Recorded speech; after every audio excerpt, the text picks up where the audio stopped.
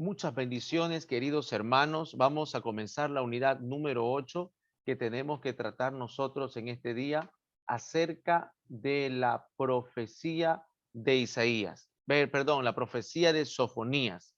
La profecía de Sofonías vamos a estar estudiando a lo largo de esta semana. Vamos a ver que esta profecía se divide en dos partes: el Apocalipsis de Sofonías, o el mensaje de juicio, si se puede decir. Vamos a estudiar la diferencia entre un mensaje apocaliptista y un mensaje de profecía, una profecía. Sofonías cumple estas dos aristas y vamos a ver cómo nos podemos acomodar ahí para entenderlo mejor. Y también tiene que ver con el mensaje del día de la esperanza. Sofonías dejó muy en claro que primero vendría el juicio, un juicio irreversible, y que después del juicio vendría la bendición. Así que este juicio no solamente sería un castigo por el pecado, sino también una manera de purificar al pueblo. ¿Ok? Así que pues como introducción, para que vea usted que Sofonías es uno de los profetas menores, uno de los 12 que está canonizado, y que su mensaje se centra netamente en qué, en vivir una vida recta delante de Dios.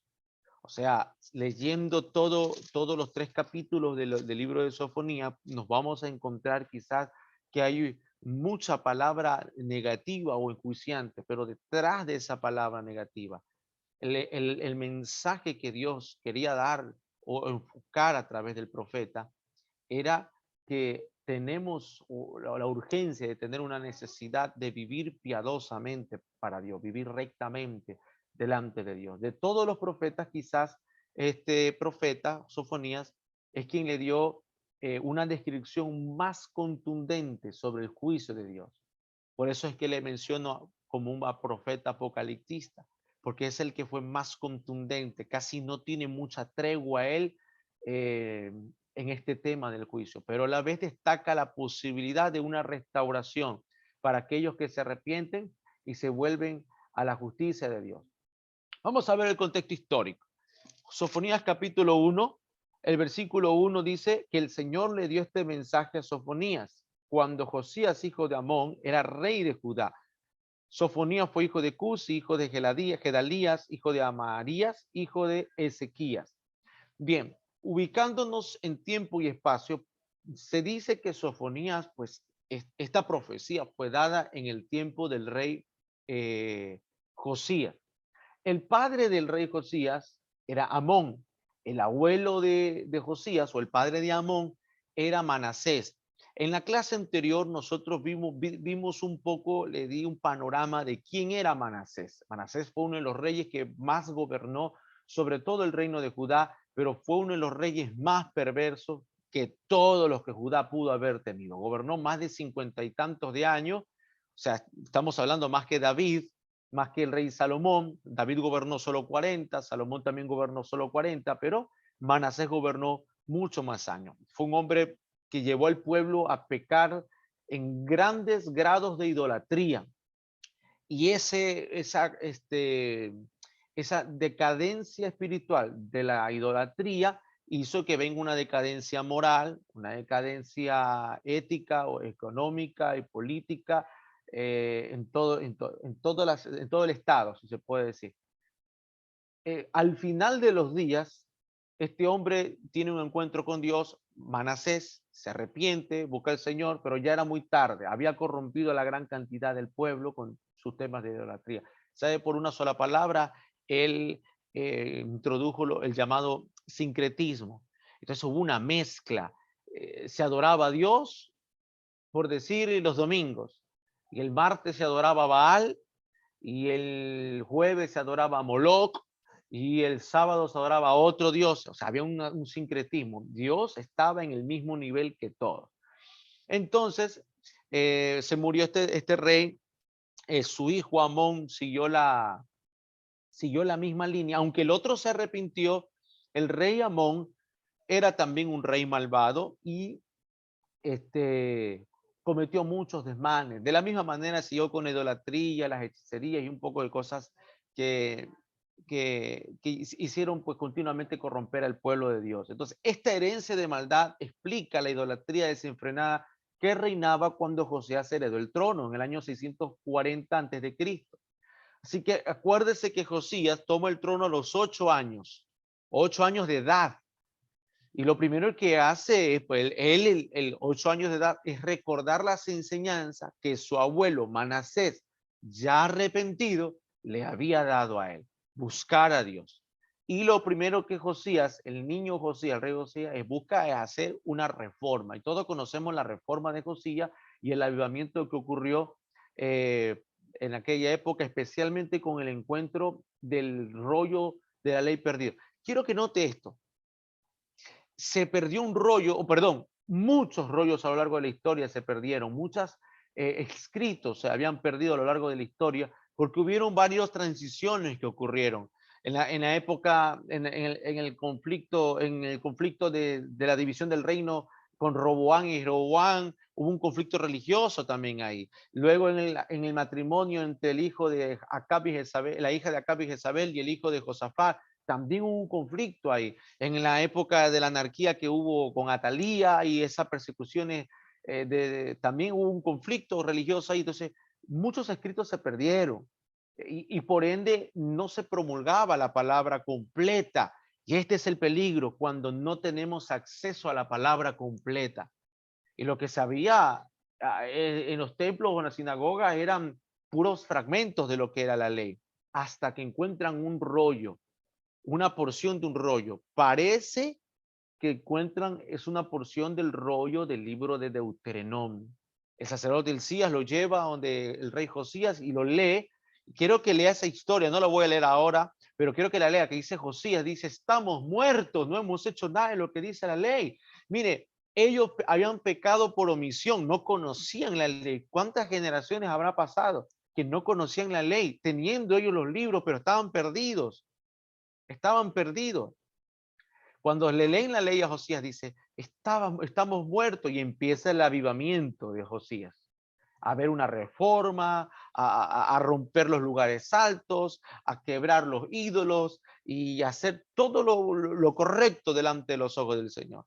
Pero nosotros ya conocemos el final. A la edad de unos 32 años más o menos, Josías muere en la batalla, en una guerra a la cual no lo invitaron, se disfraza, el rey Necao, el Necao es el faraón de Egipto, lo mata por error, por estar en el lugar en que no debe de estar, pero al mismo tiempo Dios lo permitió, porque el justo Josías, Dios tenía que llevárselo, porque el juicio de Dios era inminente. Allá creo que el profeta Isaías profetiza que Dios a veces tiene que llevarse a los justos de la tierra para librarlos de un juicio. Esto es importante entender para no preguntarle a Dios, Señor, ¿por qué te llevaste a un familiar o a un pastor o a un ministro si era un hombre bueno? Quizás Dios se lo llevó para evitarle un juicio.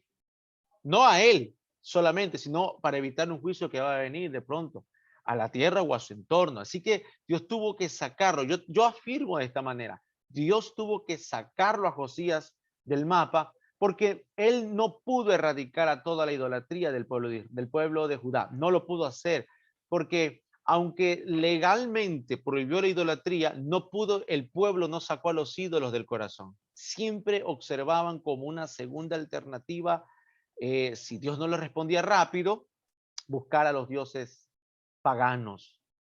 ¿Y qué paganismo? Ustedes ya han estudiado, por ejemplo, que uno de los dioses es Baal.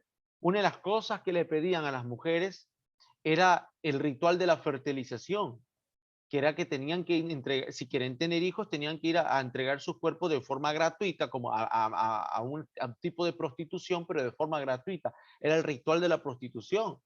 Y que los hombres tenían libre acceso a acceder por un ritual de adoración en la práctica de la fornicación. Por eso era penada en el Antiguo Testamento, porque la práctica de la prostitución estaba ligada a la idolatría que demandaba Baal. Baal para los filisteos, para todos los impíos, Baal significaba el dios del sol, el que proveía y bendecía la tierra y hacía que la tierra produzca los alimentos, el dios de la productividad, el dios de la fructificación, el dios de la fertilidad. Ese era Baal. ¿Y qué era la demanda que pedía Baal? Fornicación. Por eso la fornicación era penada.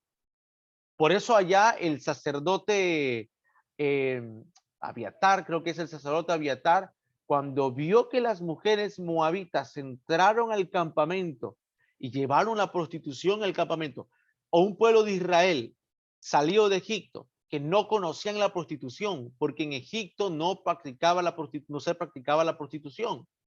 Especialmente en el lugar donde ellos vivían, no había prostitución entre los judíos, no se practicaba la prostitución. No, ellos no conocían la fornicación, porque la fornicación estaba ligada con la prostitución. Cuando esa mujer entra y se mete a la tienda de uno de los guardias, de uno de los del campamento, el sacerdote Abiatar, en su celo y en su furor, toma la lanza y va y dice que atraviesa a la mujer, estaban en pleno acto de fornicación, la atraviesa por el pecho y lo traspasa aún al israelita implicado.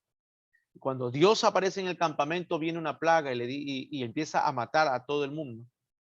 Y el Señor le dice a Moisés, solo Abiatar es el único que sintió mi celo y mi furor. Y ahí es que hay la preocupación y Moisés le dice a Aarón, Aarón, toma el incienso y empieza a mover el incienso. Y Aarón dice que se para entre los que están siendo quebrantados por la plaga y entre los vivos y los muertos. Así dice. Y él se para entre los vivos y los muertos a mover el incienso para detener la ira de Dios por la fornicación. Así Dios condenaba la fornicación en la época antigua.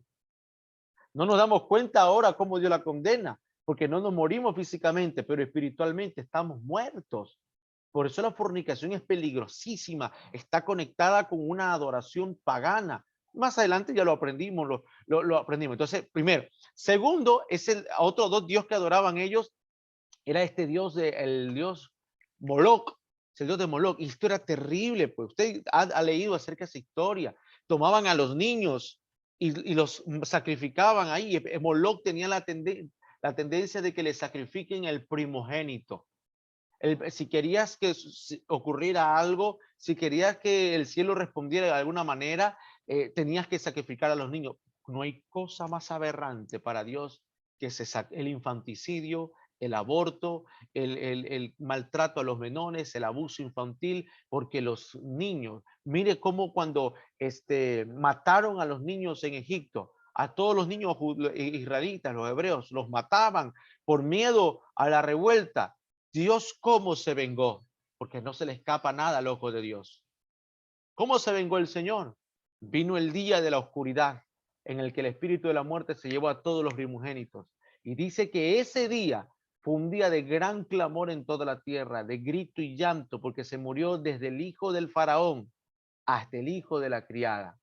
Todo primogénito se lo llevó Dios. Y eso en señal de venganza de lo que le hicieron a todos los bebés de los hebreos. Así que esos temas del infanticidio, esos temas del maltrato infantil son muy delicados, son muy delicados. Bueno, y este pueblo practicaba eso. No podían sacarle. Es como, mire, usted se sorprendería a la gente dentro de las iglesias. Por eso le hablé del nuevo nacimiento. Dentro de las iglesias que a veces no pueden resolver un problema confiando en Dios.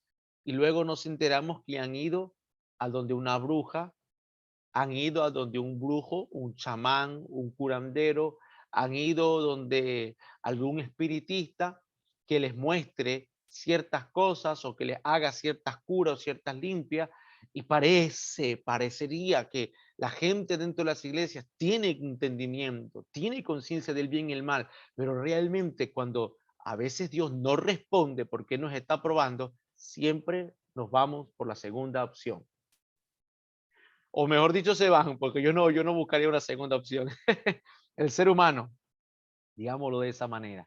Entonces, vemos nosotros este contexto histórico que Josías no pudo erradicar toda la maldad, era imposible, no se podía, tenía voluntad, sí, tenía voluntad, pero estaba ahí la adoración a Baal, a Moloch y a otros dioses paganos. Así que Jerusalén es el corazón de la preocupación de Sofonías, quien condena la degradación religiosa y la apatía social de esa ciudad. Fíjese, le voy a compartir lo que dice Sofonías capítulo 1, versículo 4 al 6. Vamos a leer. Dice, extenderé mi mano contra el pueblo de Judá y contra todos los que vienen en Jerusalén, viven en Jerusalén, borraré de este lugar todo rastro del falso dios Baal y hasta el nombre de sus sacerdotes. Destruiré a los que suben a las azoteas para adorar a los astros y a los que se arrodillan jurando al mismo tiempo por mi nombre y por el nombre del dios de Milcom. También destruiré a los que se apartan de mí y a los que no me buscan ni acuden a consultarme. Note aquí que hay un sincretismo, que es Dios a través del profeta diciendo, voy a destruir a todos los que me han puesto a mí en el mismo nivel que los otros dioses. Por eso es interesante entender qué es el cristianismo. El cristianismo no es una filosofía, por lo menos no así Dios lo ve, pero lo hemos convertido en una filosofía. Porque decimos nosotros que vivimos conforme a la palabra de Dios, conforme a la Biblia. Si nosotros decimos que vivimos conforme a la Biblia, estamos volviendo el cristianismo en una filosofía, porque el Islam, el musulmán, dice que vive conforme a su palabra también, que es el Corán. El hindú dice que vive conforme a sus enseñanzas también. Cada fuente religiosa defiende su manual. El nuestro es la Biblia. Nosotros no somos cristianos porque vivimos conforme a la palabra, sino que vivimos conforme a la fe. La fe es lo que nos marca la diferencia, porque la fe solo proviene de Dios, porque la fe demuestra los atributos de Dios en nosotros. El hinduista no tiene fe, tiene convicción de conciencia, pero no es fe, porque la fe muestra los atributos de Dios. La definición de fe no le corresponde a la filosofía ni a la confesión positiva, no, le corresponde solo a Dios, porque viene por el oír la palabra de Dios. Y la fe es para que nosotros tengamos salvación, para que entendamos el camino de la verdad, para que encontremos a Cristo Jesús. La fe no es para que nos vaya bien, la fe es para encontrar a Cristo Jesús. La fe es para que seamos salvos. La fe es para recibir la vida eterna. La fe no es para que nos vaya bien. La consecuencia de que somos salvos es que ahí implícitamente viene el paquete de las bendiciones. Porque si somos salvos, le voy a obedecer a él porque lo amo. Y estas bendiciones te seguirán si me obedecieres. Así lo dice el libro de Deuteronomio capítulo 28. Así que no podemos meterlo a Dios en el mismo nivel como ellos lo hicieron. Lo pusieron en el mismo nivel de Baal, de Milcom, de Moloch y de todas esas cosas. No podemos nosotros discutir. Y aquí yo hago una reflexión a nuestra vida contemporánea. No podemos discutir y dividirnos por una cuestión doctrinal, que yo soy de tal iglesia, que yo soy de tal denominación, que yo soy de tal filosofía. Si hacemos esas distinciones, dice el apóstol Pablo, nosotros somos carnales, somos niños, no podemos decir yo soy de Pablo, soy de Cefa, soy de Cristo. No, lo que nos une es la fe y lo que nos, el factor común es Cristo Jesús. Por supuesto que sí. El resto son opiniones, por supuesto que las filosofías son buenas, claro que son buenas las filosofías, que sirven solo como disciplinas de vida y como disciplinas que se acoplan de acuerdo a la cultura de cada uno. Se acoplará a las culturas norteamericanas, centroamericanas, suramericanas, europeas, africanas, de acuerdo a la cultura. La filosofía es adaptable, pero el cristianismo no. El cristianismo no puede ser adaptable, porque si el cristianismo es adaptable, significa que tiene que cambiarse para el africano, cambiarse para el argentino, cambiarse para el norteamericano, cambiarse para el rico, cambiarse para el pobre, y el cristianismo no es adaptable. La palabra de Dios es una sola y aplica a todas las generaciones. O sea, a veces nosotros queremos adaptarle la palabra al profesional. No, no se puede adaptar. La palabra es una sola. Es un lenguaje de espíritu a espíritu. Si el profesional se ofende porque la palabra le parece una locura, es porque estaba destinado para perderse. La Biblia lo dice, Pablo dice, este mensaje es locura para los que se pierden, pero para los que se salvan, siempre le encontrará la coherencia, lo correcto. Así que la palabra de Dios no está diseñada para que se adapte a nosotros, porque yo no me puedo adaptar si odio a un enemigo, ¿Cómo se adapta la palabra? No me va a gustar, no se adapta a mí, solo que tengo que obedecerla. La palabra no es para que se adapte a mí. Yo me tengo que adaptar, yo tengo que obedecer. No me gusta dar la otra mejilla, no quiero ceder el manto, no quiero correr la otra milla más, pero lo tengo que obedecer porque la palabra es lo que es la autoridad máxima que está sobre mí. No es la palabra adaptándose a mí. Entonces ahí es cuando transformamos el cristianismo en una mera filosofía. Entonces, pero las filosofías son buenas, pues las disciplinas, la gente como quiera tomarlo, pero cuidado, vayamos a cometer este error que se cometió aquí, de este sincretismo malsano. Entonces, fíjese, querido hermano, que la lectura de este libro, bueno, ¿qué es lo que empezó a hacer Josías? Josías empezó a permitir que se lea el libro. Vamos a leer el libro encontrado, que se lea públicamente. Y esta lectura pública provocó que a ciertas personas empezaran a renunciar y a derribar los altares y a destruir toda la idolatría. No todos, pero una gran mayoría. El poder de leer la palabra. Otra reflexión. Leamos la palabra. Leamos la palabra. No solo la leamos nosotros, leámosle la palabra a nuestros hijos. No le digamos lo que nosotros creemos que entendemos la palabra. Eso es un error. No, deje que el Espíritu Santo conceda entendimiento. Lea la palabra tal como es.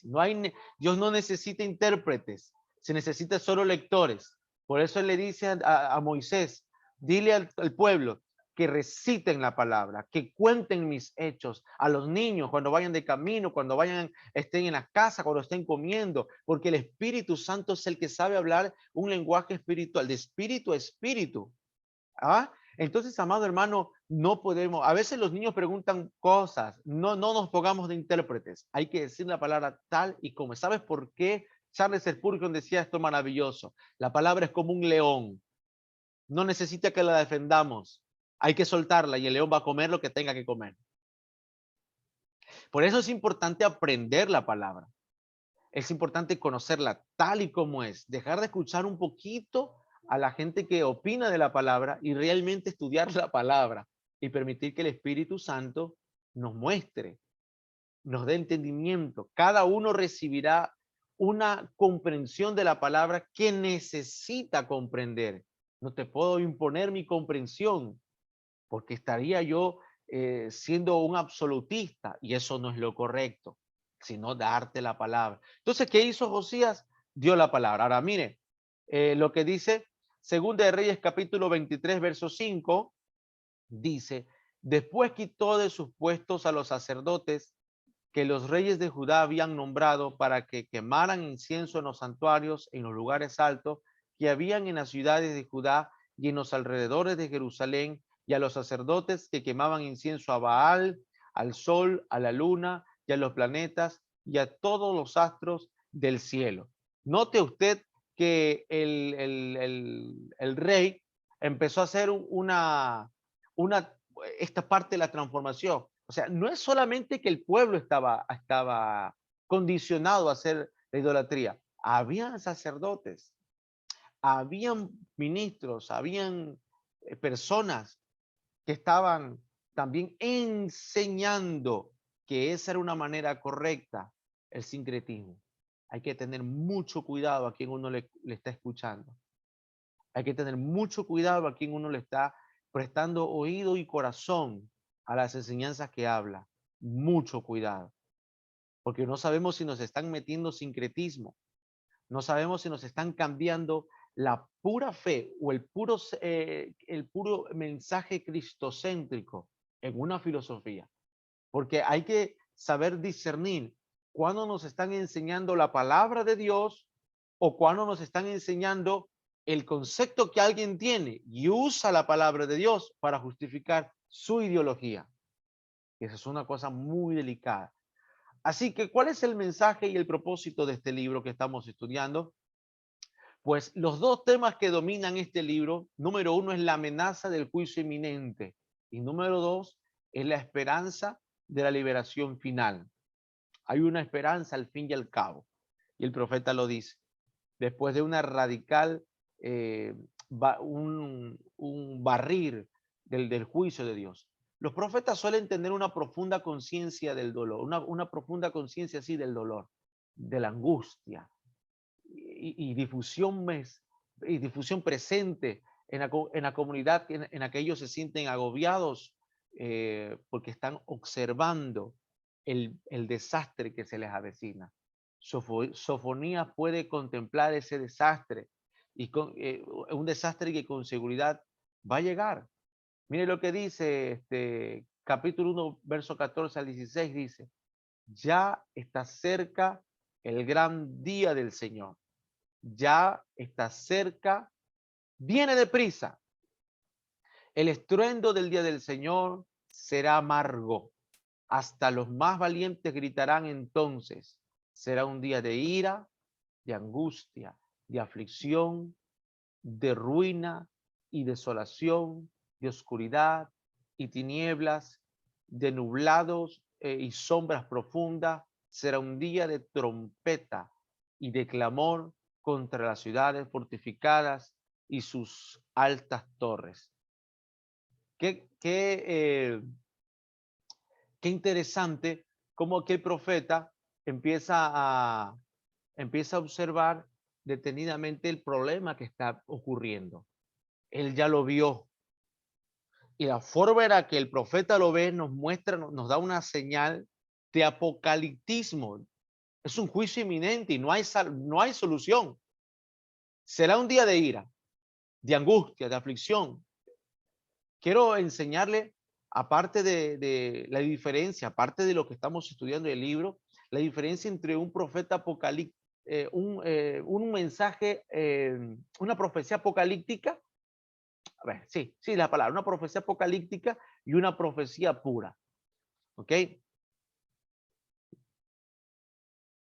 Mire, la diferencia que existe tiene que ver dos puntos. Número uno es que la diferencia que existe es que tiene que ver un número uno en cuanto al mensaje y número dos en cuanto al método en el que comunica el mensaje.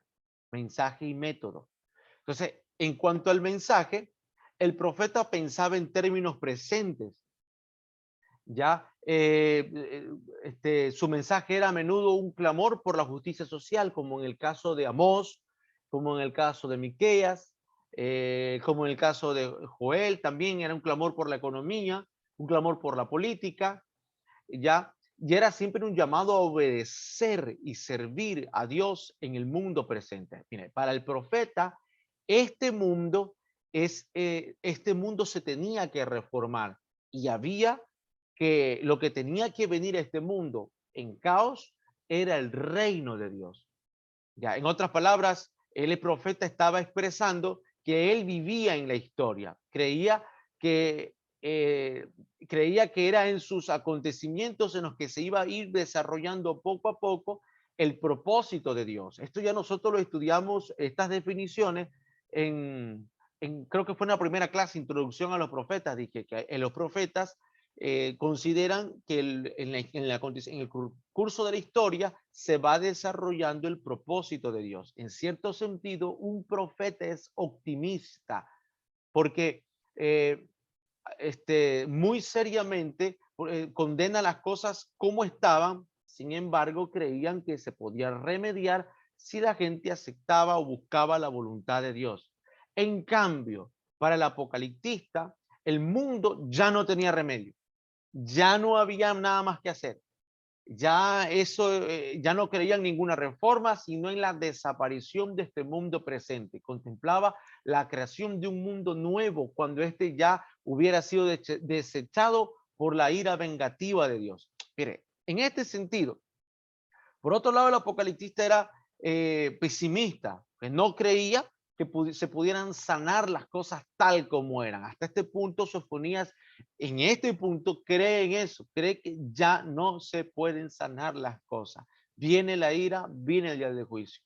Así que estaba seguro que la edad dorada de parte de Dios había de venir, pero primero tenía que ser destruido este mundo para que pueda venir.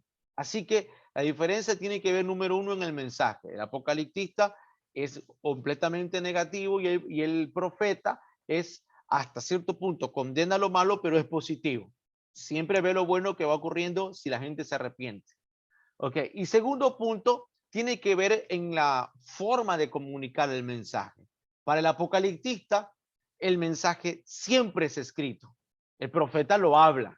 El profeta dice, así dice el Señor, se para en una plaza y lo decía y lo pronunciaba, arrepentido y convertido. En cambio, el apocaliptista tiene que escribirlo. ¿Sabe por qué? Porque es una producción literaria. Si se hubiera comunicado oralmente, nadie podría haber entendido el mensaje. Es difícil este, poder entenderlo si se lo habla. No, ¿sabe por qué? Porque es difícil, es enrevesado, a menudo ininteligible, esa es la palabra.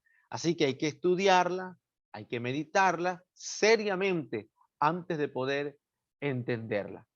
Así que, mis amados hermanos, mire lo que dice Sofonías 1, verso 2 al 3, para confirmar esto. Dice, destruiré del todo todas las cosas de sobre la faz, de sobre la, sí, faz, haz de la tierra, dice Jehová. Destruiré los hombres y las bestias, destruiré las aves del cielo y los peces de la mar y las piedras de tropiezo con los impíos y talaré los hombres de sobre la haz de la tierra, dice Jehová. Solo en estos dos textos bíblicos encontramos que el profeta no cree en una restauración de nada. Aquí está diciendo él, no que solo Judá se va a destruir. Él inicia diciendo, todo va a ser destruido. Todo, absolutamente todo. Él aquí dice, él está promulgando un juicio tipo Noé, así como un juicio diluviano, tipo Noé. Pero algo pasa más adelante porque luego lo menciona y ya se enfoca se enfoca en Judá. Pero eso nos deja un rasgo del carácter que tenía el profeta, para que usted se vaya dando cuenta. Así que Sofonías primero arremete contra su ciudad y contra los líderes por la idolatría en la idolatría que estaban cometiendo en conjunción con la apatía moral y espiritual de los ciudadanos de Jerusalén. Eh, para el profeta Sofonías, estas acciones los hacían merecedores del peor tipo de juicio. Y Sofonías describe la ira de Dios como la furia sostenida y candente, casi sin paralelo en todo lo que leemos. Así que quiero que vea esto, porque la acusación contra Jerusalén es más específica que las que se le hace contra las otras naciones paganas. Sofonías 3, 1 al 7 dice, ay de la ciudad ensuciada y contaminada y opresora. No escuchó la voz ni recibió la disciplina. No se confió en Jehová, no se confió en Jehová, no se acercó a su Dios. Sus príncipes en medio de ella son leones bramadores. Sus jueces, lobos de tarde que no dejan hueso para la mañana. Sus profetas livianos, hombres prevaricadores, sus sacerdotes contaminaron el santuario, falsearon la ley. Jehová es Jehová justo en medio de ella, no hará iniquidad. De mañana sacará luz su juicio, nunca falta, mas el perverso no tiene vergüenza, dice. Hice talar gentes, sus castillos están asolados, hice desiertas sus calles, hasta no quedar quien la pase. Sus ciudades están asoladas hasta no quedar hombre, hasta no quedar morador. Dije, ciertamente me temerás,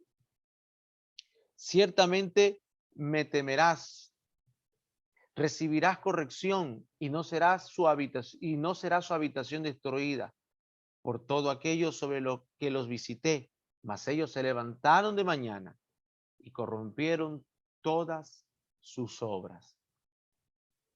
Interesante, ¿no?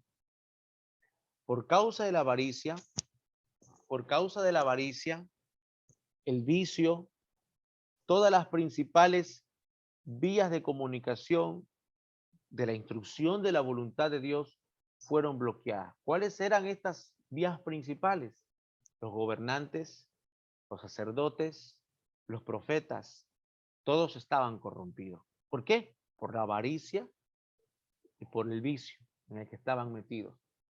Así que mire que no, ellos no, ni siquiera prestaron atención al trágico final que tuvo el reino del norte. Ellos ya conocieron, ya vieron cómo Dios eh, barrió usando a Siria a todo el reino del norte, a sus hermanos, y no tuvieron temor, no tuvieron ese factor de conciencia de apartarse de lo que está mal, como lo podemos, lo dijimos anteriormente, porque es una cuestión de libre albedrío, porque es una cuestión de decisión, pero también es una cuestión de la voluntad de Dios, porque acuérdense de lo que sucedió con los hijos de Elí, Ofni y Fines, eran sacerdotes paganos, corruptos. ¿Y qué dice? Dios había decidido que ellos no se arrepintieran, porque dice, Dios había decidido matarlos.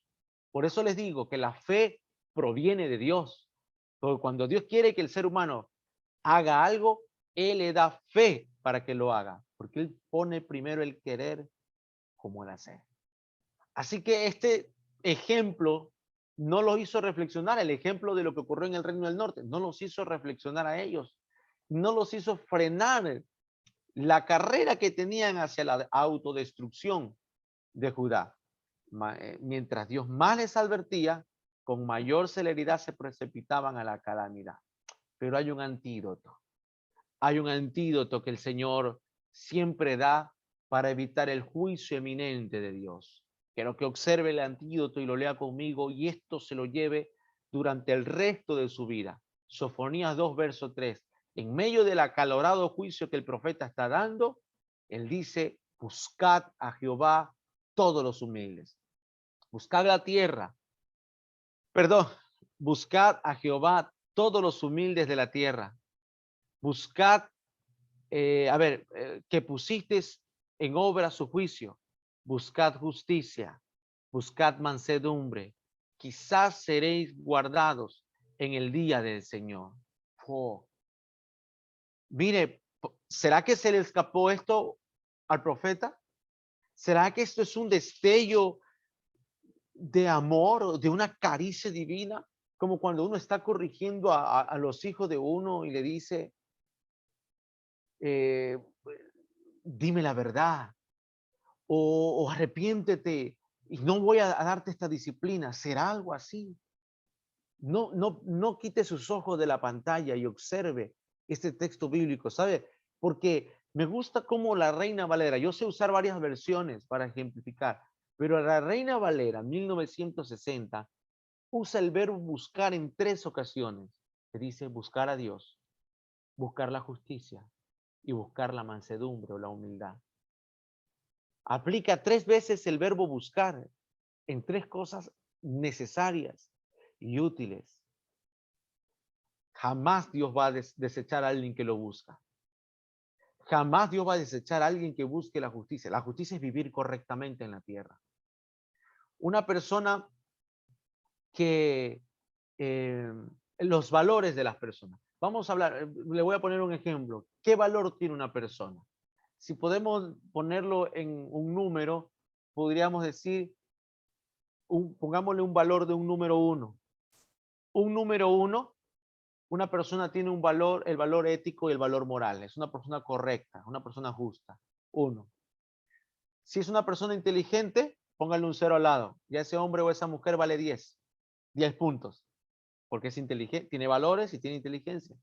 Si usted le pone grados académicos, póngale otro 0 más. Esa persona vale 100. Si usted le agrega a la inteligencia y a los valores académicos, le agrega un buen trabajo, esa trabajadora o trabajadora, esa persona vale 1000 puntos ya. Y si le agrega que tiene dinero, buena política económica, que ahorra, ya esa persona vale 10,000 puntos. Y si usted le agrega que es detallista, si le agrega que tiene sentido de la vida, algún tema de X cosas de que le gusta comprar o le gusta pasar tiempo con la familia, ahí van 100,000 puntos. Pero si usted le quita el 1, el valor ético y moral a esa persona, se queda en puros ceros. Es una persona que tiene educación, pero si no tiene ética y no tiene moral correcta, es una persona que usará la educación para las cosas malas. Será un arrogante, será un soberbio. Es una persona que aunque si tenga educación y tenga dinero, será un arrogante. Hay narcotraficantes que tienen mucho más dinero que los presidentes, pero son malos. No tienen corrección, no tienen ética. Por eso, el que busca tener valores éticos, el que busca tener valores morales en alta estándar, es una persona agradable a los ojos de Dios. Buscar a Dios, uno, buscar la justicia de Dios. Y tres, buscar la humildad. Hermano, la humildad no es sinónimo de pobreza. La humildad es sinónimo de reconocimiento que todo lo que tenemos proviene de Dios. Que si tengo gozo en el matrimonio, es porque viene de Dios ese gozo. Que si tengo gozo con mi trabajo, disfruto de mi trabajo, es porque ese gozo lo puso Dios. No solo el trabajo, el gozo lo puso Dios. Que si tengo gozo ver a mis hijos crecer, es porque solo dio Dios. Que si tengo lo que tenga, lo que tenga, el grado académico, es Dios el que me da la inteligencia. Si tengo un ministerio, es Dios el que me concedió su gracia, porque no soy digno, nadie es digno de tener un ministerio, nadie es digno, pero en su gracia lo otorga el Señor a los menos dignos, nadie es digno, pero por eso eso es motivo de ser humilde. Señor, todo proviene de ti. No es sinónimo de riqueza ni de pobreza, sino de actitud del corazón. Es una cuestión de actitud. La humildad es una cuestión de actitud. ¿Usted sabía eso? Una persona puede decir que es humilde, pero dice la Biblia, tiene ojos altivos, tiene un corazón arrogante, es una cuestión de actitud. De hecho, esta es una actitud que el Señor Jesucristo corrigió en los fariseos, porque hay dos personas que entran al templo a orar. Un fariseo que tiene una actitud de decir, yo ayuno 2 veces por semana, yo diezmo de todo lo que tú me das, actitud arrogante. Pero llega el publicano que tiene humildad y le dice, en una esquina, yo soy lo peor, Señor. Sé propicio a mí que soy pecador. La actitud, la humildad es una cuestión de actitud. Hay dos ricos a los que Jesús trata con ellos. El joven rico que viene pretencioso, presuntuoso, le dice, he cumplido toda la ley, maestro. Dime tú, ¿qué me falta para heredar la vida eterna? ¡Ja! Jesús le dice, mira qué pretencioso, anda, vende todo lo que tienes, eso es lo que te falta. No tienes humildad. La persona que es humilde no anda diciendo que es humilde. La persona que es humilde no anda diciendo que es. Deja que la gente hable por él. El libro de los Proverbios lo dice. No te alabes tú, deja que otro te alabe. En cambio, Jesús va a comer a la casa de otro rico llamado Saqueo y no le pide dinero y no le dice que venda todo lo que tiene. Simplemente le dice, hoy es necesario que yo coma en tu casa. Y estando ahí, Saqueo voluntariamente dice, quiero repartir lo que tengo a los pobres. Quiero dar con intereses a la gente a la cual yo he defraudado. Porque Jesús no viene a atacar a los ricos. Esa es la falsa filosofía respecto a la imagen que la gente tiene de Cristo, que Jesús viene y odia a los ricos. Jesús no odia a los ricos. Jesús corrige a los pretenciosos. Él no odia a nadie porque Él es amor, pero Él tiene que corregir a los pretenciosos. Buscad a Dios. Buscad la vida correcta, la vida moral. Uno no se casa para divorciarse a los 5 años, 10 años o 20 años. No se casa para un día enterrar a ese ser querido después de la muerte.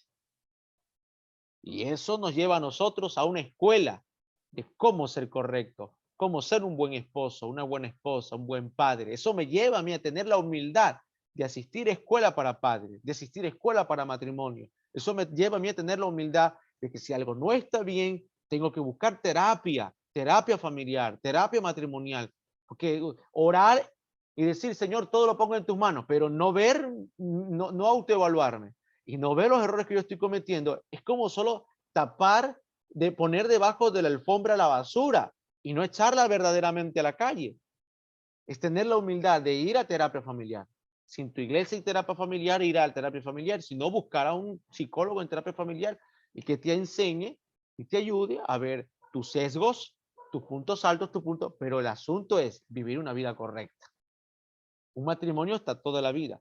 Unos hijos que cuando ya se vayan de la casa, quieran volver pues los domingos, quieran volver pues a traer los nietos a la casa. No que se vayan de la casa diciendo, por fin nos liberamos del yugo opresor de mi mamá o de mi papá. No debería de ser así, pero no sabemos quizás ser buenos padres, buenos cónyuges, entonces busquemos la escuela, busquemos la instrucción. Eso es buscar la mansedumbre, buscar la humildad. El libro de los Proverbios dice que las riquezas, la honra, vienen como resultado de la humildad.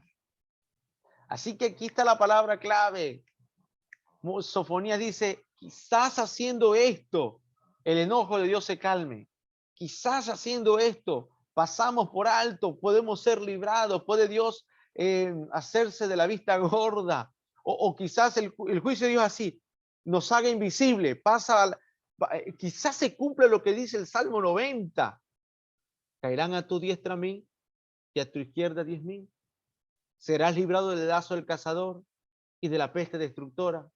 Quizás se cumpla si realmente la mano de Dios, el juicio de Dios, nos encuentra buscando a Dios, buscando la justicia y buscando la mansedumbre o la humildad.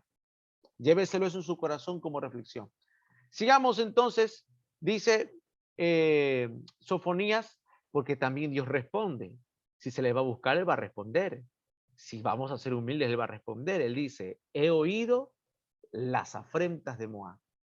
He oído las afrentas de Moab. Alguien tuvo que clamar. Alguien tuvo que llevarle al Señor el clamor. He oído las afrentas de Moab.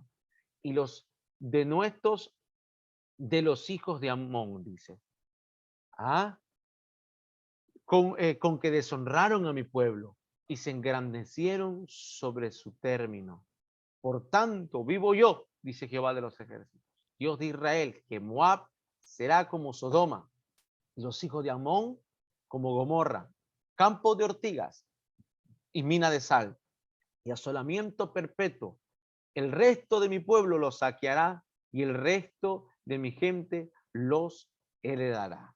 Siempre Dios va a responder cuando a Él se lo busca. Siempre va a responder el cielo. Tu oración va a llegar rápido si practica la justicia. Escuche lo que el apóstol Pedro enseña. Trate bien a su pareja para que sus oraciones no tengan estorbo. Fíjese lo que el apóstol Pedro enseña. Trate bien a su cónyuge. Dice, sométese a la esposa, sométese a su esposo, y el esposo trate bien a la esposa como va a ser más frágil, para que las oraciones no tengan estorbo. Dios siempre va a responder a quien le está buscando. Dios siempre va a responder rápido al quien busca vivir de forma correcta. Es aquí donde nosotros nos ponemos a preguntar y podemos responder esa incógnita. ¿Por qué hay gente que no es evangélica, que no es cristiana evangélica, pero busca la manera de vivir de forma correcta? Amando al prójimo, no defraudando a nadie, no miente, no peca, son trabajadores, tienen un código de ética moral y les va bien.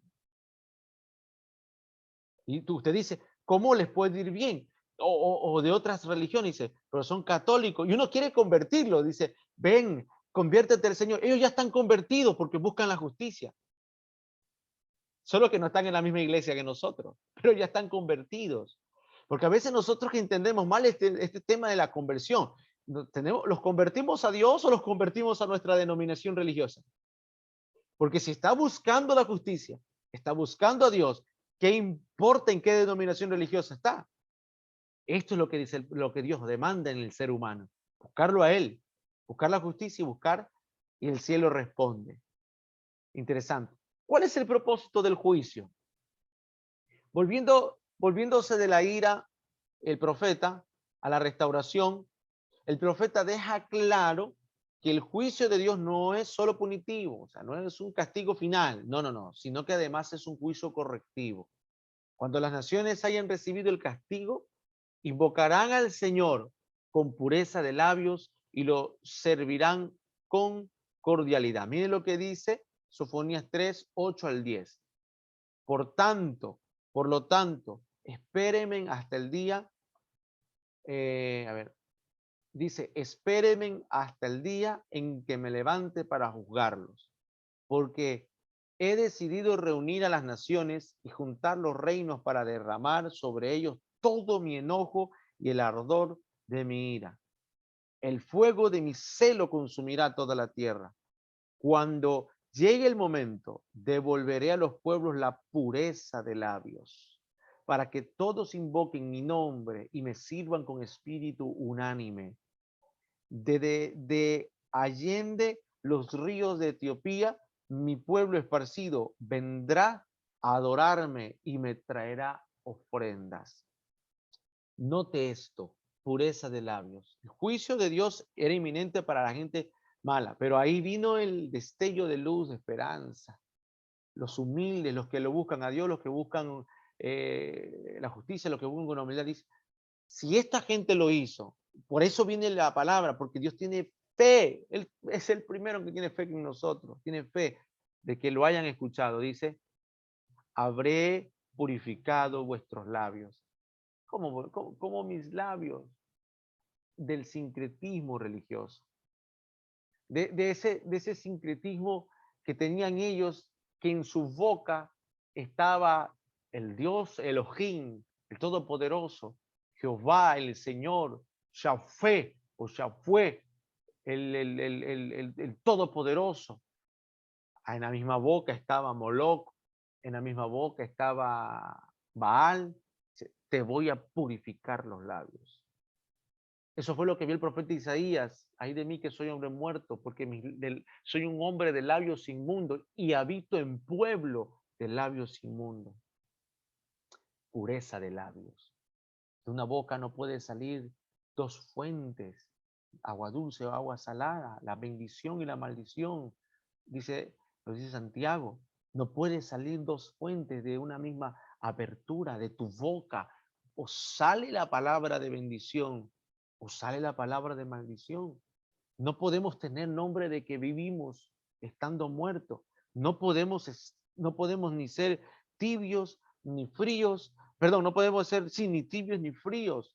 Hay que estar caliente. Son términos que se usan para llegar al punto de la verdadera purificación. Y note lo que dice al fin y al cabo, mi pueblo vendrá a adorarme y me traerá ofrenda. El tema de la ofrenda es un tema sumamente delicado y muy mal manoseado dentro de la iglesia hoy en día. El tema de la ofrenda está vinculada con la adoración al Todopoderoso. Tristemente, gran cantidad de ministros, especialmente ministros itinerantes, han hecho de esta marca de adoración, que es la ofrenda, un medio de sustentación o un medio de salario ministerial. Y se volvió, ¿cómo es la palabra? Aunque el obrero es digno de su salario, eso es un enfoque, pero perder de vista, como se lo dije la vez pasada, como que desensibilizamos la palabra ofrenda por adoración y ofrenda por salario. Desensibilizamos la palabra. Una cosa es el salario que se le da a un ministro. Ya, otra cosa es una ofrenda por adoración al Todopoderoso. Esa es una forma de adorar a Dios. Cuando usted vaya a su iglesia, ahora el domingo, lleve su ofrenda, porque Cristo estaba sentado predicando la palabra y observando cuántos daban los ricos y cuánto daba la viuda. Y no exaltó a los ricos por dar mucho, sino a la actitud de la viuda por dar todo lo que tenía. Porque no es una cuestión de dinero, no es una cuestión de cantidad, sino de actitud. Yo voy con mi ofrenda a adorar al Todopoderoso. Así que, bueno, esto es un tema a veces mal entendido, mal comprendido, el tema de la ofrenda con la adoración, pero Dios lo ve así. Así que el hecho de que sea malentendido y el hecho de que hayan ministros que lo hayan desensibilizado, no le quita esto la orden de Dios de adorarlo y llevarle sus ofrendas. ¿Ok? Fíjese, amado hermano, que, que a veces nos ofendemos y a veces decimos, no, nos volvemos, cerramos el puño, cerramos la cartera, cerramos el bolsillo, cerramos nuestro corazón generoso, porque simplemente nos hirieron en el pasado. Ministros que mal usaron este tema, pero Dios te dice, vas a adorarme, trae mi ofrenda. Así que un humilde remanente sobreviviría en Judá para reemplazar a los líderes que vivieron enredados en el orgullo, sobre todo que Dios habitará entre ellos, entre su pueblo, y corregirá los males pasados, dando prominencia a los humildes y dándoles renombre al cojo y a los parias. Quiero que lea esto. Dice Sofonías 3, verso 14 al verso 20. Canta, oh hija de Sión. Canta, oh hija de Sión. Da voces de júbilo. Parece que se calmó el profeta aquí en la ira, ¿no? Canta, oh hija de Sión, da voces de júbilo. Oh Israel, gózate y regocíjate de todo corazón, hija de Jerusalén. Jehová ha apartado tus juicios, ha echado fuera tus enemigos. Jehová es vuestro rey, Jehová es rey de Israel en medio de ti. Nunca más verás el mal. En aquel tiempo se dirá a Jerusalén, no temas, Sión, no se debilite en tus manos. Jehová está en medio de ti, poderoso él salvará. Se gozará sobre ti con alegría, callará de amor, se regocijará sobre ti con cánticos. Reuniré a los fastidiados por causa de largo tiempo.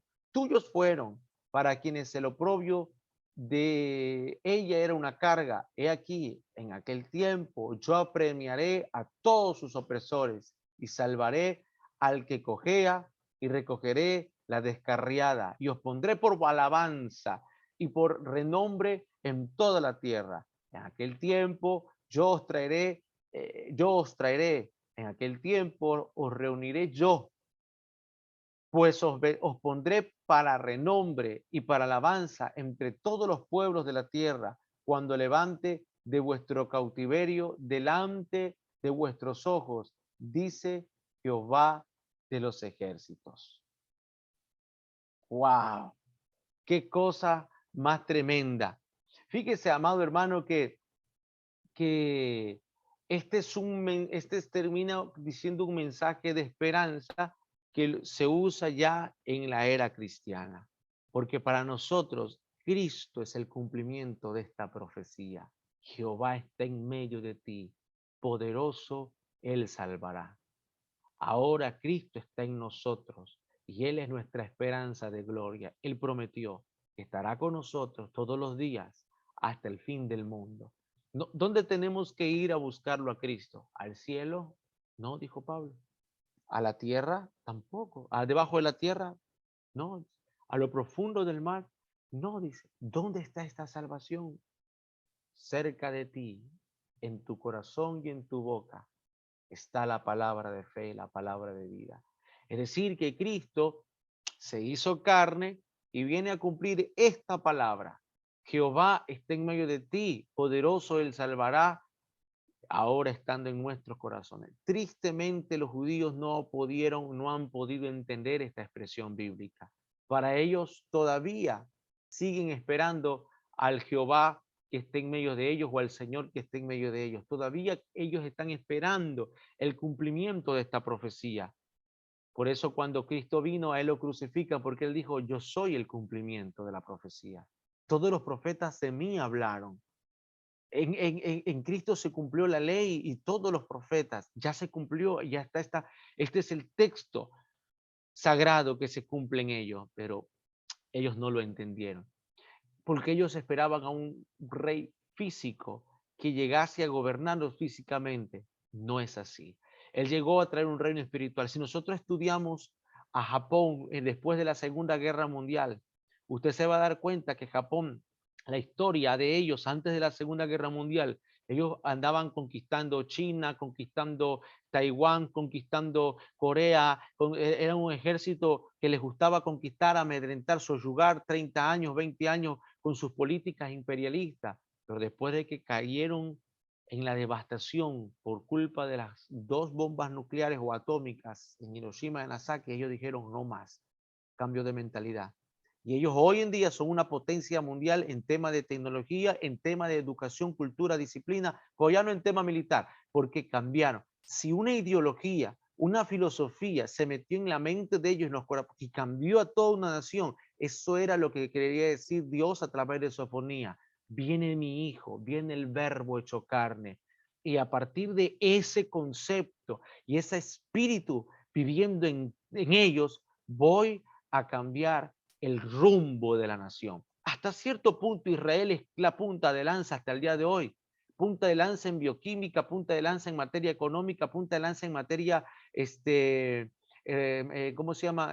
Médica, en materia militar, punta de lanza en materia de todo eso, pero ellos no se han dado cuenta que es el Todopoderoso que está en medio de ellos. Y hasta el día de hoy, a menos que sean judíos mesiánicos, hasta el día de hoy ellos rechazan a Cristo y miran a Jesús como un impostor. Pero si usted estudia bien a Sofonías, dice, Jehová está en medio de ti, poderoso él salvará, se gozará sobre ti con alegría, callará de amor. Mire que cuando el Señor guarde silencio y usted sienta que no responde es porque Él está callando de amor por usted, por su vida. Como conclusión, queridos hermanos, estudiantes, al estudiar Sofonías, prestamos mucha atención a las palabras de juicio que este profeta nos está diciendo una y otra vez.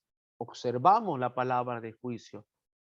Hasta cierto punto nos hace sentir un poco desanimados, desalentados por tanto juicio que habla aquí. Porque ¿sabes qué? Dios no toma el pecado a la ligera. Y ciertamente Dios va a castigar el pecado. Nadie se va a escapar si alguien está pecando. Sin embargo, recibimos ánimo de las palabras de esperanza. Nuestro Dios reina y rescatará a los suyos, a todos los que hacen su voluntad. El dolor abrumador, la aflicción prolongada, el abuso incesante, la persecución constante, el castigo inminente, resultan continuamente en desesperanza. En nuestra búsqueda de una escapatoria, clamamos al cielo, esperando ser rescatados y pensamos, si tan solo Dios respondiera, si tan solo el cielo escuchara mi oración, si tan solo algo pasara en medio del dolor abrumador que vivimos a veces o la humanidad vive, decimos, un rayito de esperanza será suficiente para animarnos y motivarnos a seguir adelante. La esperanza, queridos hermanos, es aquel rayo de luz que irrumpe entre las nubes oscuras de la tormenta. Es las palabras de consuelo que se recibe a veces en los días difíciles. Es tener a la vista la línea de la meta de nuestra carrera. Un rayito de esperanza es un arco iris, es una canción que te acompañe, es una caricia que Dios te pueda estar dando a través de alguien, un abrazo, un afecto. La esperanza verdadera radica en conocer a Dios y en descansar en su amor. Fin de la clase.